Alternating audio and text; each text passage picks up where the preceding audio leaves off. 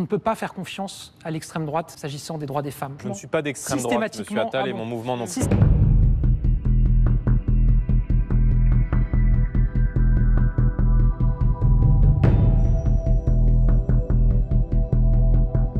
On ne peut pas construire l'apaisement et le rassemblement quand on présente dans cette élection plus d'une centaine de candidats pour lesquels on a trouvé des propos racistes, antisémites, c'est faux, monsieur ou homophobes.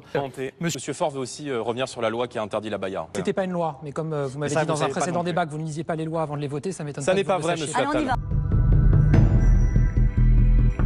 Le temps du mépris, c'est terminé. Il faut en finir avec cette façon de considérer les Français comme des Gaulois réfractaires. À Matignon, ce qu'il faudra, c'est une force tranquille. Aujourd'hui, vivre avec le SMIC, c'est impossible. Est-ce que vous avez déjà, vous, vécu avec le SMIC? Vous créez des postes de fonctionnaires? Bien sûr. Oui. Combien? On verra quel est le besoin. Avec vous, tout est gratuit. J'aimerais bien vivre dans votre monde. Il y a des gens qui paieront. Et ces gens, ce sont ceux que vous protégez aujourd'hui. La réalité, c'est que vous êtes une arnaque sociale. Je souhaite réduire drastiquement l'immigration. Je supprimerai le droit du sol parce que la nationalité française. Vous ignorez totalement la souffrance que génère aujourd'hui l'anarchie migratoire dans beaucoup de territoires. Mais vous en avez bénéficié. Celles et ceux qui aujourd'hui travaillent en France doivent être régularisés.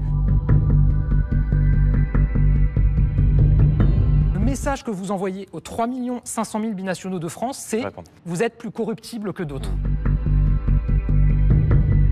L'homophobie, je l'ai vécue, je la vis. La chance que j'ai, c'est qu'aujourd'hui, je suis très bien entouré et je me suis blindé quelque part. Je veux remercier Gabriel Attal parce qu'il a été le premier ministre à assumer son homosexualité. Et c'était un exemple pour toutes celles et ceux qui, évidemment, aujourd'hui, ont peur de l'avouer.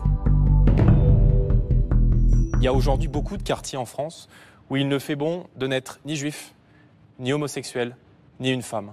Parce que précisément, on a fait venir sur le sol français, grâce aux politiques que vous soutenez, des gens qui rejettent toute forme de différence. Dans le département dans lequel j'ai grandi. On a aussi arrêté de faire sujet vert d'immigration en permanence. On a parlé